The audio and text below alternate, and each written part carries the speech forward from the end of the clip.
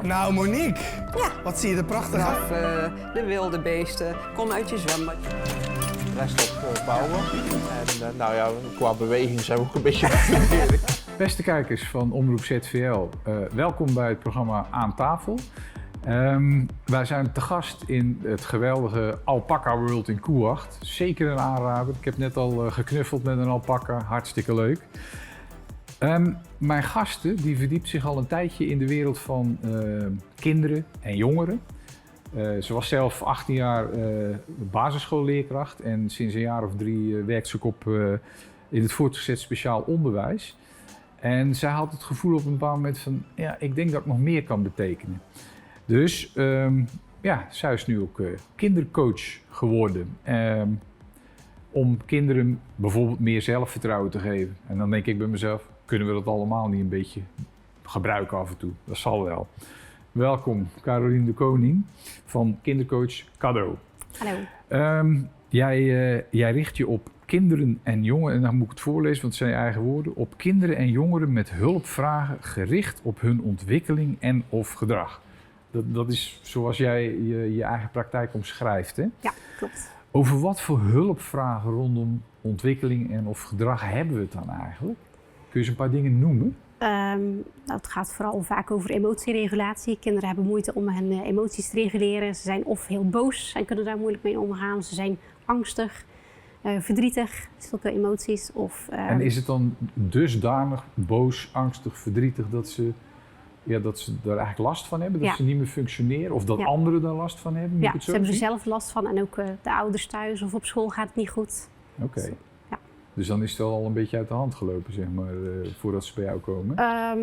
Nog niet helemaal uit de hand gelopen, maar er zijn signalen dat het gewoon niet goed gaat. Okay, dus je probeert er in een vroeg stadium erbij te zijn. Ja.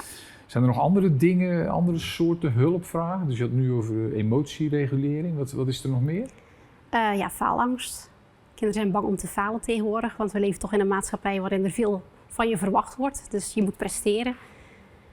Ik moet zeggen dat dat vroeger ook wel al was, toch? Kinderen die, als ze een examen moesten doen, of het nou zwemexamen was, of een eindexamen, of een rijexamen, helemaal stijf van de zenuwen en niks meer kunnen. Ja, maar ik denk dat kinderen tegenwoordig meer onder een vergrootglas liggen, want als je presteert, dan worden er foto's van je gemaakt, dan wordt het op social media gezet.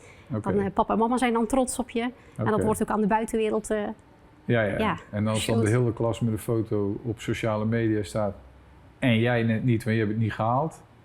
Ja, dat voel je als kind. Ja. Dat voel je niet lekker. Nee. Oké.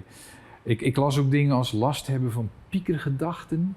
Wat moet je daarbij voorstellen? Sommige kinderen die kunnen moeilijk dingen naast zich neerleggen. En die horen dingen op het journaal of die zien dingen op filmpjes. En die blijven daarover doorgaan. En die maken het in hun hoofd erger dan hoe het is. Dus je leert ze dan een stukje te relativeren. Mij schiet nu ineens een voorbeeld te binnen, want we hebben natuurlijk een tijdje geleden dat vreselijke ongeluk gehad in de buurt van Terholen, waar de kinderen op weg naar een kamp, een schoolkamp, zijn aangereden door een auto. Is dat dan zoiets waar iemand die bij jou komt heel erg over door kan gaan denken? En hoe moet ik me dat dan voorstellen? Wat gebeurt er dan in zo'n hoofd? Ja, ze kunnen dan bang worden dat hen ook zoiets overkomt. En dan durven ze niet meer te gaan fietsen of ze durven niet meer zonder hun ouders ergens naartoe te gaan. En je leert dan een stukje relativeren dat het heel erg is wat er gebeurd is, maar dat dat gelukkig niet vaak voorkomt. Oké. Ja. Heb jij nou...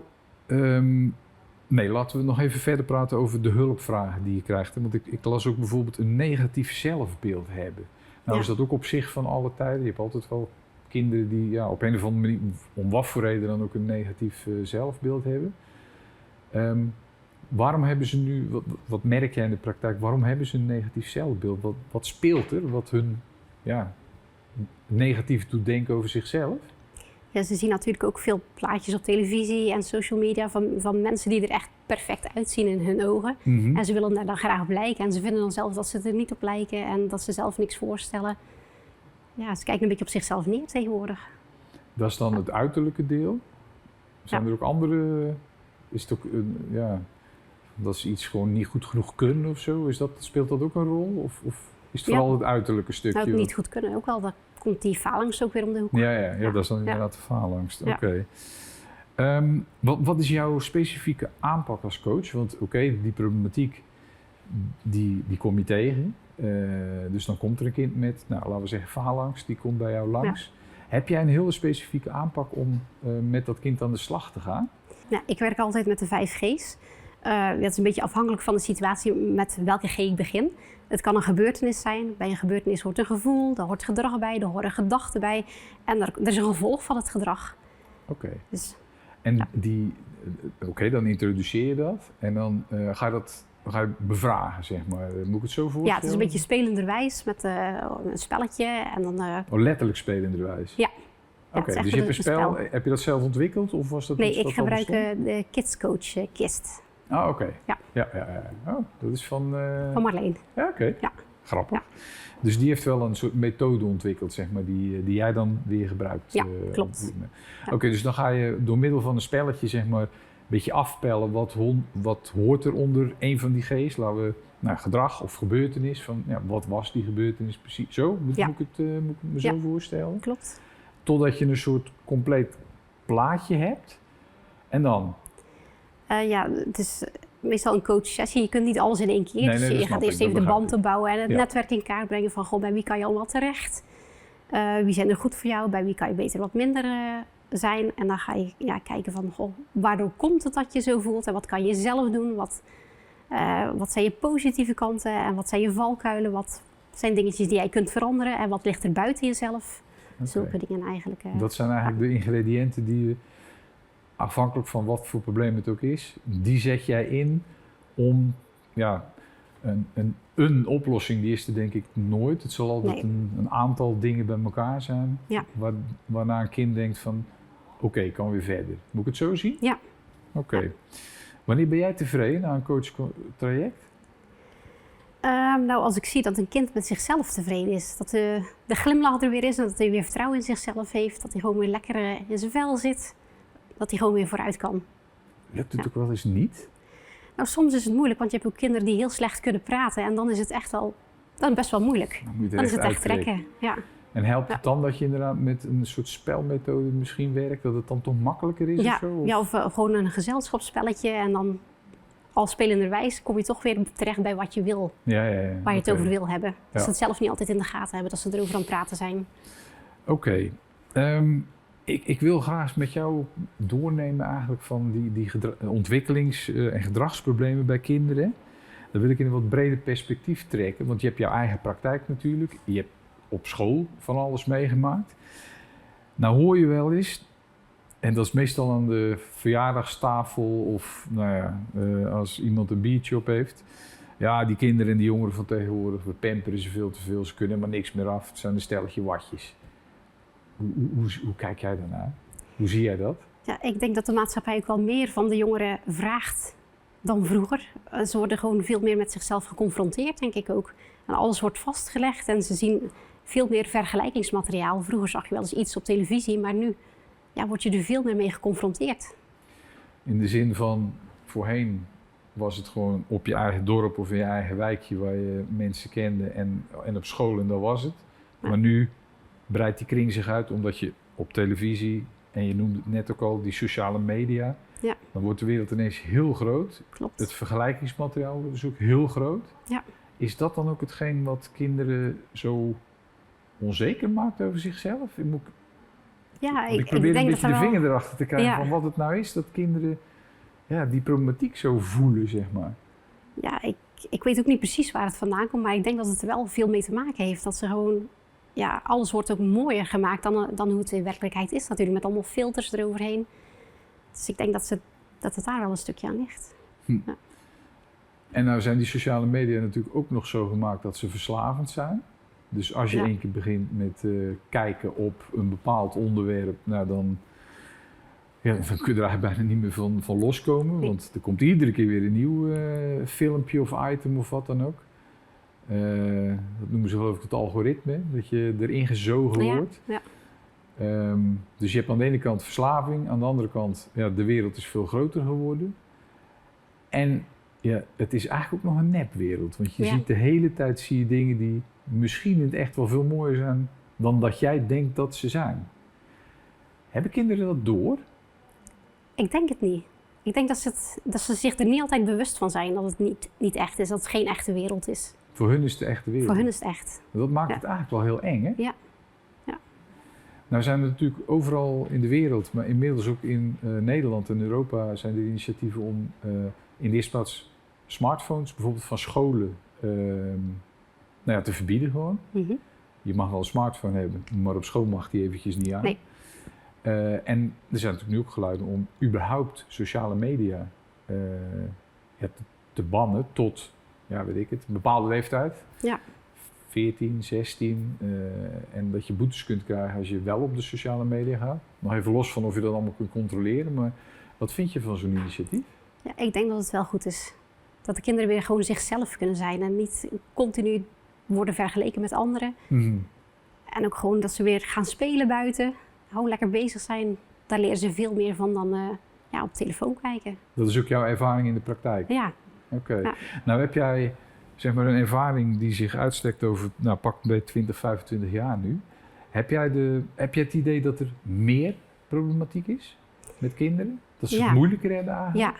Ja, dat ervaar ik wel in de praktijk bij mijzelf en op school waar ik werk ook nog. Oké, dus van jaar 1 toen je begon naar nu, waar je nu staat, dan heb je echt gezien dat ze meer op hun schouders hebben gekregen? Ja. Oké.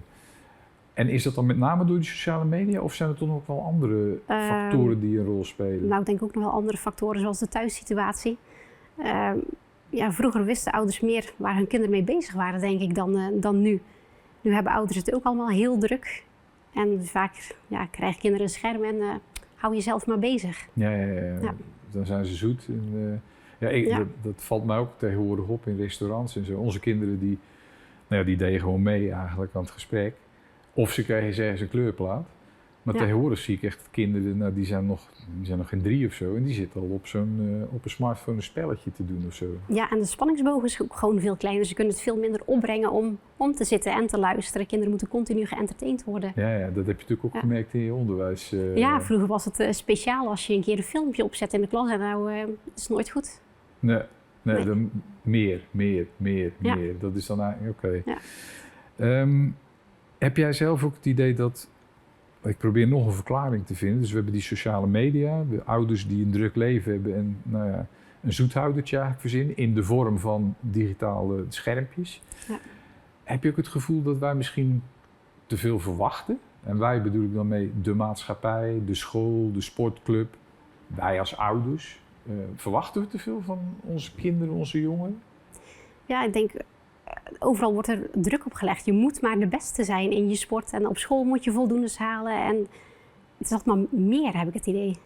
Maar heb je ook het idee dat ik zit even naar mezelf te kijken. En ongetwijfeld hebben wij onze kinderen ook, gepusht is misschien een verkeerd woord, maar wel gestimuleerd om ergens goed in te worden. Maar heb je het gevoel dat dat ook meer is geworden? Dat je de beste moet zijn met iets. Vul maar in wat het dan ook is. Maar met je muziek, met je school, met... sport, verzin maar wat. Ja, je hoort ook steeds meer van ouders die langs het sportveld staan en die dan hun kind echt pushen tot het uiterste. Ja. Dat hoor je inderdaad steeds vaker. Ja. En dat ze dan ook ruzie krijgen met de scheidsrechter, dat soort dingen. Ja. En dat speelt dan door, zeg maar, dat heeft eigenlijk dus een effect op hoe een kind zich voelt. En het heeft ook effect op wat voor gedrag dat hij gaat vertonen uiteindelijk. Ja. En op een bepaald moment denken ouders van, Nou, laat ik het anders formuleren, want op een bepaald moment krijgen ouders er last van, of de school krijgt er last van. Hè? Betrek jij ouders ook bij de oplossing, of is het enkel het kind? Nee, ouders ook. Oké. Ja. Hoe gaat dat dan in zijn werk? Na iedere sessie stuur ik altijd een verslag naar de ouders. En dan beschrijf ik wat ik met het kind heb besproken. Maar vaak geven de kinderen ook een opdracht mee die ze dan ook samen met de ouders moeten uitvoeren. Oké. Maar is het ook wel zo dat je een ouder echt, of ouders aanspreekt op hun gedrag, omdat je denkt in jouw professionele beoordeling van, ja maar wacht even, het met kind is helemaal niks mis. Het zit toch echt bij jullie. Jullie moeten je gedrag gaan aanpassen. Gebeurt dat ook? Wel minder, want ik vind het zelf wel lastig om dat te doen. Maar als ik denk dat het helpend is voor het kind, dan doe ik het wel. Dan doe je dat wel. Ja. Los je dat dan ook zelf op? Want uiteindelijk, want jij bent kindercoach. Ja. Ja, dan word je ineens ook oudercoach. Ja, zeg maar. nee, dat is eigenlijk niet wat Nee. waar ik voor sta. Ik sta echt voor het kind. Maar als ik denk dat het helpend is voor het kind, dan durf ik ook wel iets tegen de ouders te zeggen van goh, Mhm. je moet je verwachtingen toch wel iets bijstellen. Of, Ja. Maar ik kan me Ja. ook voorstellen dat de ouders dan eigenlijk hulp nodig hebben. ja. Maar dat, Ja, dat is niet neem jij mijn, op dat is je. niet mijn Nee, vakje, dat nee. snap ik. Nee. Dat gaat dan te ver voor jou. Ja, nog één praktisch dingetje, want jij hebt geen eigen praktijk. Hè? Nee. Jij bent een ambulante coach. Klopt. Wat is dat? Ja, ik kom bij de mensen thuis of op locatie, om het zo maar te zeggen. Aha. Want ik dacht van ja, ouders moeten tegenwoordig al zoveel en ze moeten met hun kind gaan rijden. En ik denk het is makkelijk als ik bij de mensen thuis kom, dat scheelt tijd. En de kinderen zijn lekker veilig in hun eigen omgeving en het praat misschien Oké. makkelijker. Service. Ja. Hartstikke mooi. Ja. Carolien, bedankt dat je ons hebt willen meenemen in jouw wereld. Ja, graag gedaan. Van het opgroeiende kind en de problemen wat dat allemaal met zich meebrengt. En met name ook hoe je er iets aan kunt doen natuurlijk. Als iemand nou meer informatie wil, wat kunnen ze eigenlijk terecht, Carolien? Ik heb een Facebookpagina en ik sta ook op Instagram. Oké, en als ze dan zoeken op jouw naam of op Kindercoach cadeau? cadeau. Ja. Ja. Oké, super. Nou, als u denkt van dat wil ik wel, ga zoeken. En voor de rest wil ik u bedanken voor het kijken. En blijf vooral kijken. Tot de volgende keer.